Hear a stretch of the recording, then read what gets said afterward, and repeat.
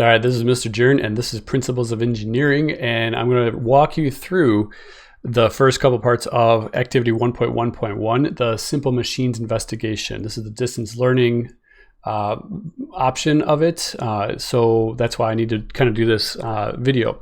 So when you click the link, you're going to have this page open up to you, and this has been addressed on the OneNote, and here's the goals of the activity we're going to be doing, the 6 simple machines. We're going to look at the relationship between distance and force, calculate ideal and actual mechanical advantage. So if this was the classroom version, you would actually build one or two of the machines and then make some measurements of distance and force, and very, very similar type of activity, except this is just virtual and the machines are built for you.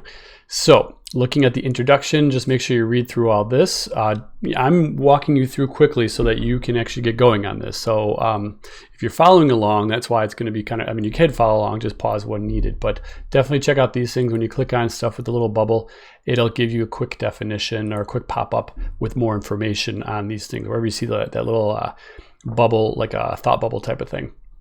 Actually more of a speech bubble, isn't it? Here's some resources. This is definitely something you're going to need to do. Create an account with Onshape. I would use all your school information. Don't use any necessary personal information. There's nothing wrong with it, unless you can. I'm just saying, just keep kind of your professional or school work, if you will, information sort of on a separate little a zone. That way, it's always a good idea to separate personal and professional. Wow, and it's good to start even while you're in school. So anyway, go ahead and click on that. It's going to bring you to this page. Now I'm already logged in, but it's going to give you it's just a project lead the way thing, and it's going to tell you go to this website here, and it's going to walk you through creating an account. It's not really a big deal. It's pretty straightforward, just like creating an account anywhere, but you're going to be going to Onshape, and you're going to want to check the email that you gave them for the confirmation and all that. So that's the first thing you're going to want to do. These next two things are the PowerPoints that you've already seen in the videos that I made. So if you would like to have the PowerPoint version of those videos, those are super useful. You might want to just download them and stuff them in a folder and keep them just for future reference anyway.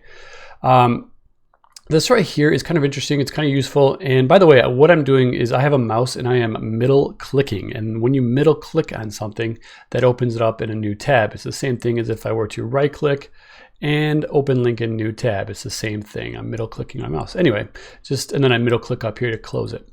So it's just a little summary of simple machines. It gives you AMA and IMA and a couple other more information. It gives you like some videos, some quick little videos about it. Just a little tutorial recap of everything that's in those PowerPoints and / videos that I made and you watched. This is worth looking at. Metacognition. Metacognition is just, well, you can see it's a mental process. It's how you think about thinking. It's very good to sort of pinpoint and start to nail down what goes on in your brain individually, because we're all a little bit different. And so this quote's kind of interesting. I've reached the moment where the movement of my thought interests me more than the thought itself. So how are you thinking about stuff? That's basically how it goes. How does your brain work? And so like it just kind of walks you through, and maybe give you a good idea if you're having trouble in school. You just want to maybe have a better idea about how your brain works and how you can maybe plan for the future and work through stuff. Well, that's, there's some more resources there. That's a good resource to look through. Trust me on that one. I'm not going to actually make an assignment, but I thought about making it an assignment. But it'd just be good for you, just your own personal growth. And finally, you definitely want to click on this Introduction to the Structure Subsystem. That sounds very technical, and I guess it kind of is. But what this is, it's a little PDF. It's 12 pages long. And this is an introduction to the VEX robotics design system that we'll be using in class when we go back. VEX is amazing. And think of it as complicated Legos. Well, Legos could be complicated in and of themselves. What's a connects? There's a I can't think of the thing that is similar to this, but it's basically a very standardized set of building materials that you can use. And you may have actually had some experience with using VEX, but it's it's very interesting here. Let me go back here. I apologize about scrolling a lot, but like the distance between these squares is the same in every single piece. So you've got like little support structures, you've got these little flat pieces, you've got these big flat pieces, and all those pieces have holes in them that are at a very standard distance from each other, and they all work well in multiples. So it's very nice for building stuff. Everything is super nice and easy to use. And honestly, I can't wait to use these in the classroom with you. So just take a look through that. And the reason you want to do that is because the on-site thing that you signed up for uses Vex. It's got a virtual Vex building system. Really cool stuff. So check out that. Definitely give that like at least a once over. Kind of scroll through it like I did, but actually look at it.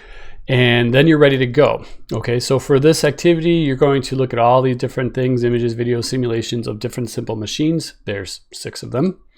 And you're going to put them in your engineering notebook. Okay, so hopefully you've got that all set up and it's ready to go with your table of contents set up.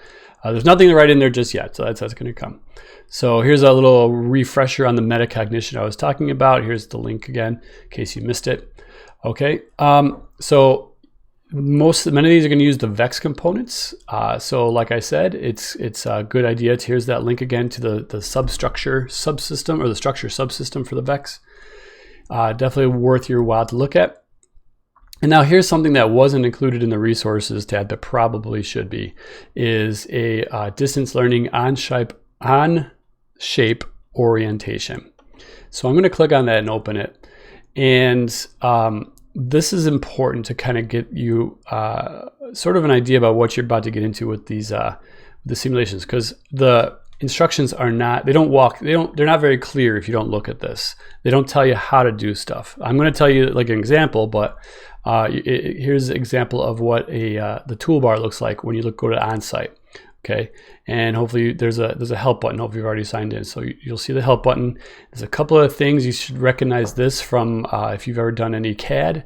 The little it has a name, but I can't think of it. The 3D orientation, little doohickey here. Little ways to look at things. Definitely want to look at this. There's ways to animate. Okay, so it's kind of a simplified CAD type thing. Okay, and that's what you want to do. Now, you're not going to actually have to build anything with it, but just being aware of some of the features is going to be useful going forward with this activity. At least you're not going to be building anything in this activity. I don't actually know about future distance learning activities since they are still working on them, and I have not looked that far ahead. So a couple things to make sure you remember: effort, force, and resistance force. One thing that you probably want to do is go back to this these simple machines things and write down the equations that, here, look, is this visible to you? Probably not. Why is it not visible? There, it's kind of sort of almost visible. Wow, not visible. Well, let me just put a little flash on that. Basically what I've done is I'm the teacher and I have written down these, nope. Wow, okay. Well, that's interesting to me. Poor camera. What I'm trying to show you is this is a piece of paper that you could kind of see some writing. Ooh, if I go like that. Oh, there we go. I actually have the equations written down on here: IMA, AMA, and efficiency. Okay, so, and there's a nice little Steelman logo. So I, as a teacher, had these written down. And if you look at them, you can see why I'd have them written down. They're kind of they could be easily confused. DE, is it DE on top or DF on top? Is it DR, DR, I mean, is it FR on top or FE? They're very easy to switch around. So I would say have a paper copy or something written down right in front of you to remind you of all these little like details like that. Now, here's the 5 parts of the activity you're going to work on, and I'm going to wrap this video up by kind of walking you through the first part of the first one here. I'll probably do other videos on each of these other 2. This is what we're going to do today for the first part of this. So I just clicked on Simple Machines Levers. I'm going to open that up, and you can see, first of all, by the way, this over here, it's kind of off my screen on purpose, but if you click this X, that will go away. It'll close that menu and give yourself a little bit bigger screen. Actually, I might just leave it like that. So also I'm going to hit F11. No, I'm not, but F11 will give you an even bigger screen. It gives you a full screen for your browser. I'm going to close it because I'm going to want a couple tabs open up here. So I'm going to scroll down a little bit. And this is the link. I'm just walking you through here. Now you could follow along, or you could go watch this and then go do it afterwards. But it's a little confusing, so I wanted to do this for you. And so here's another link to the PowerPoint. Okay, it says review these slides. That's not a bad idea. Here's that summary, the Simple Machines resource summary. Also not a bad idea to check that out again. Here's an example of a first-class lever. Let me just refresh your memory. The thing in the middle is the fulcrum. That's where it pivots around. On one side, you're going to have the effort, and I don't know what the colors mean, if they mean anything, but on one side, you're going to have the effort force, and the other side, you're going to have the resistance force. I think I would actually just kind of flip that around because of what I'm about to show you here. So here is a picture of a first-class lever built in VEX. And you can see we've got our resistance over here. What happens when I click that? Oh, all right. Probably going to regret that in a second. But here's a resistance side on this side. Here is the effort force where when you watch the video, you're going to pull on that. And then over here is the fulcrum. Now let's see if I can get out of that smoothly. Hey, let's get rid of that again. Okay. Here is the on-shape version of that, which is, I'm not going to click on it this time because we're about to see it. So then what I'm going to do is step 5. So I haven't written anything down yet, really, right? But maybe I should. Not maybe. I'm going to get to that in a second. I'm just kind of walking you through. You're going to end up sketching this lever, is what I'm about to tell. What I'm going to tell you in a minute. Okay, so I'm going to explore the motion of this first-class lever. I'm going to open the simulation. I have to have my account, so it gives me one last chance to create my account. And I'm going to open up this first-class lever example A.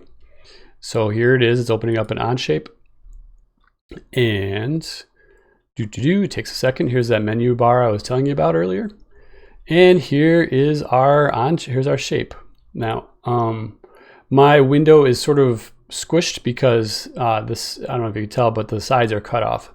So this is the lever, and I can actually manipulate it around just like that if I want to.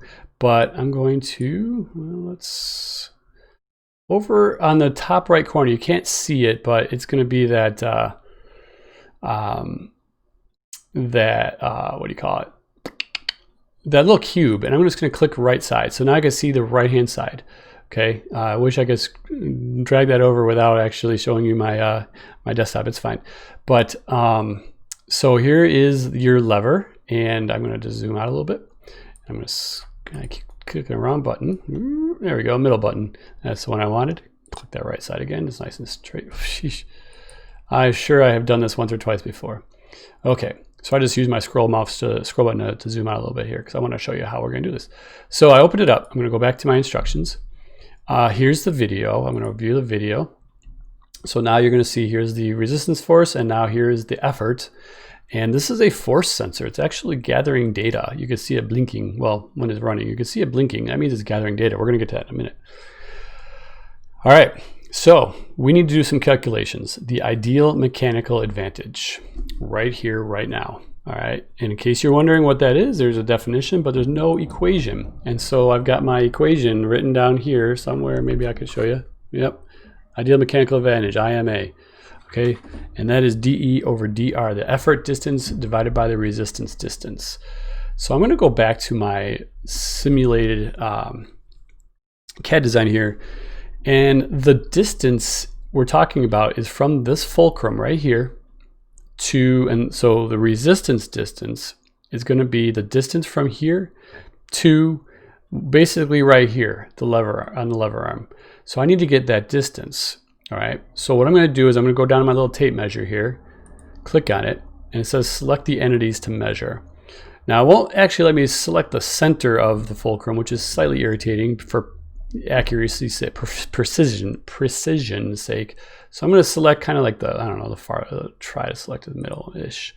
And then I'm going to go over here, and I'm going to select the middle-ish of the center of where the resistance force is dangling from.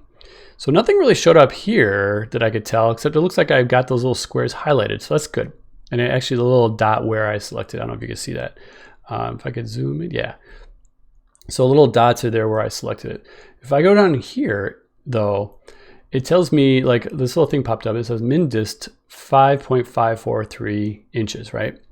And not only that, but look up here on the bar when I do this. So if I hover over that, I don't know if you see that little black dotted line popped up here. Boop, boop. All right, it's gone. It's back. It's gone. It's back here. Whoa. Here, I'll do this.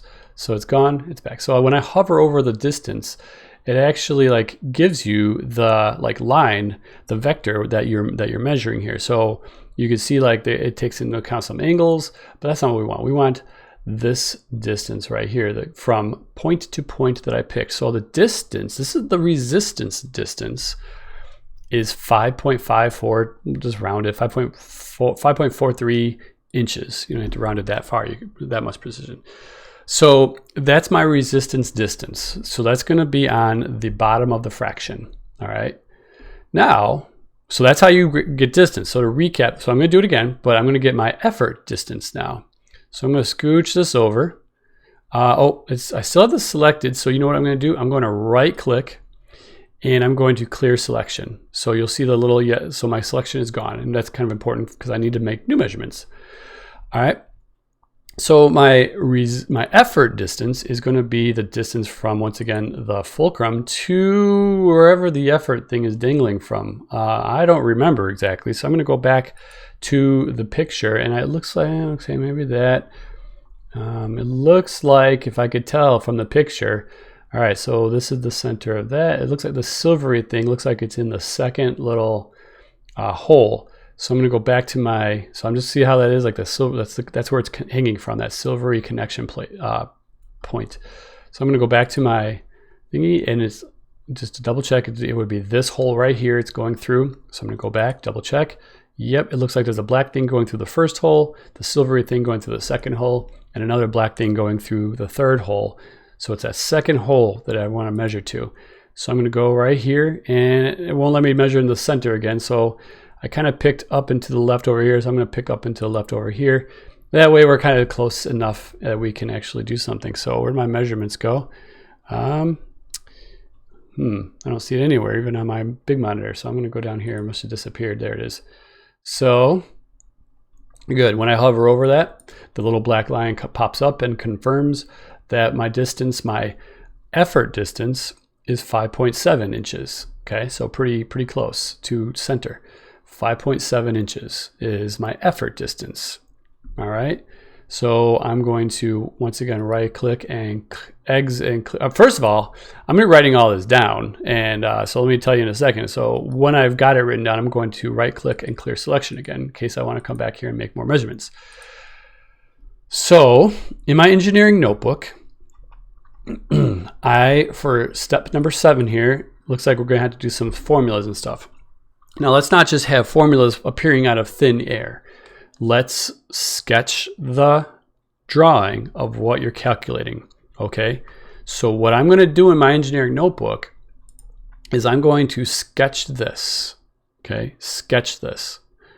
I can't actually type anything here, but I'm going to sketch all this right here. Okay, maybe not like with precision. I don't care about all the little dots and holes and stuff like that. In fact, I could probably even just use a diagram almost as simple as a regular lever to show what I'm wanting to sketch here. But it's not a bad idea, honestly, to be as precise as you can force yourself to be. So I'm going to sketch this little setup here, and then I'm going to annotate the distances I just measured. I'm going to just draw.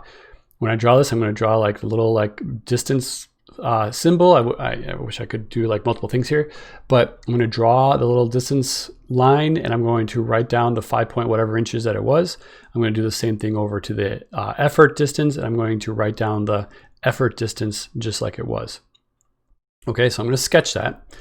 Then I'm going to do my calculations just like we did in the practice. The formula is IMA is DE over DR because I want ideal mechanical advantage. Substitute and solve. I'm just going to substitute and solve that. I'm going to plug in my DE and my DR. I'm going to do the division, and I'm going to divide. And I'm going to put my final answer right here. Then I'm going to do the ideal effort force. Go away. Needed to overcome the known resistance. So what is the force going to be? Now that's a little trickier. So basically when you calculate this, you're going to do the AMA is equal to the resistance force, which we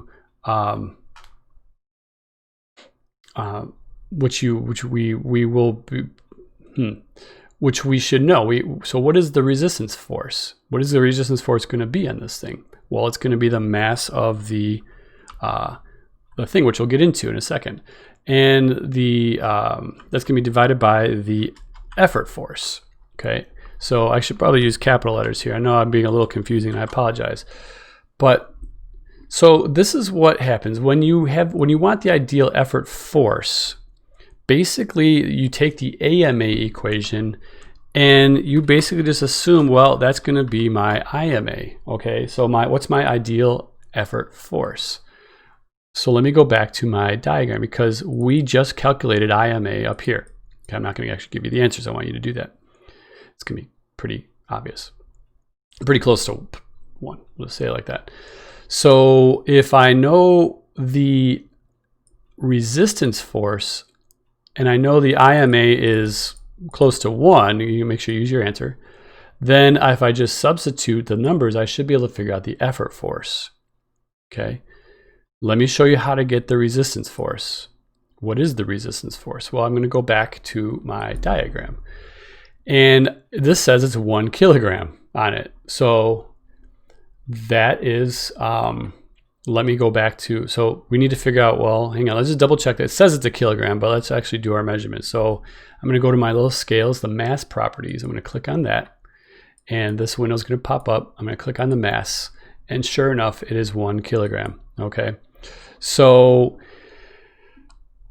the problem is we typically deal in pounds. So unless you know how many pounds a kilogram is, which you might, you could just go to Google and you could say 1 kilogram in pounds. And you can see 1 kilogram is 2.2 pounds. What I typically do, hey Siri. Hey Siri. How many pounds is 1 kilogram? 1 kilogram is 2.2 pounds. So that's one way to do it. You could Google it. You can ask your phone. And there's many ways to do that. I typically just Google it, or depending on what's easier, honestly. So I could go to this equation. I don't actually need to figure out the AMA at this point, but the reason I had it there is you just assume that the actual mechanic, it says calculate the ideal effort force. So we're going to assume the actual is equal to the ideal, and that's going to be our tricky part here. So I now know that the resistance force is 2.2 pounds. And I know the IMA from this first question. And then I basically just, well, I don't need this anymore. That was just a setup.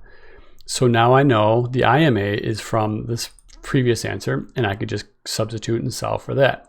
I'm expecting questions on question 8. So let me know when you get there. Okay.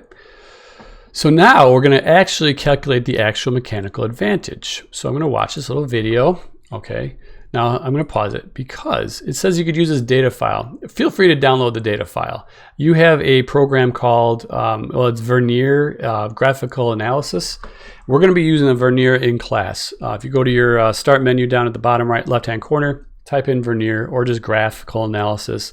You'll know it when you see it. It'll actually look a lot like, well, it'll look a lot like this when you open it up. And you can do that or just watch this video. Now I'm going to play the video, and what this is showing us is, I shouldn't zoom out when I am only showing part of my screen. What this video is showing us is when he pulls on, he basically zeroed out the sensor, the force sensor. So right now it's reading 0 newtons, which is a measurement of force. There is actually, I think, a way to change it into pounds if you wanted to open up the file yourself. So now he pulled on it, and so while he was pulling on it, holding the force sensor down, so this part right here, while he's pulling it, I say he because I actually know whose hand that is. While he's holding it right there, that's what this part of the graph is right here. So he wasn't pulling it, he pulled it, and then he's holding it. And so what he's about to do is find the average force for all this part, okay? And so when he does that, he's going to click on this little thing here. He's going to say, and he's going to do view statistics. and then it's going to give you the average. Now you probably can't see it on my screen, so you're going to want to watch it on your screen. I'm going to pause it because it'll give you the average force in newtons. So once again, you're going to have to go to pounds. So let's just say how Home Depot, many pounds is, let's say, I don't know, 10 newtons. Okay, and you'll get a newtons to pounds calculator right here. So you could do that, and that should work out for you. So you just type in how many newtons you have, or you could ask your phone again, and you can figure out how many pounds that actually is. All right. Then what you're going to do is you're going to figure out the actual mechanical advantage. And once again, I'm going to refer to my formula sheet to make sure I don't flip-flop those forces, because you have to have the resistance force on top divided by the effort force. Okay, you know the resistance force. It is the 2.2 pounds. You're going to use this data to figure out the actual effort force that he applied. And you're going to use the AMA equals FR over FE in this equation, substitute it, solve it, and then write your final answer. You're going to be doing all this, you know, sort of take notes on what's going on as you go. Remember, don't have these things in a vacuum in your engineering notebook. Sort of explain where all this is coming from. Kind of complete this in full sentences. So we just kind of explain what you saw in the video and explain what's going on here. So efficiency is my third equation I got written down on my sheet. That's the AMA divided by the IMA multiplied by 100. And okay, that's what you do.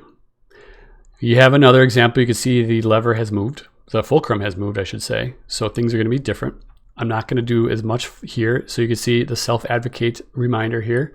I'm not going to be available walking around the room, obviously. So you guys are pretty good. What do you do if you're stuck? Most of you know what to do. But you could just kind of click on that and see what they say.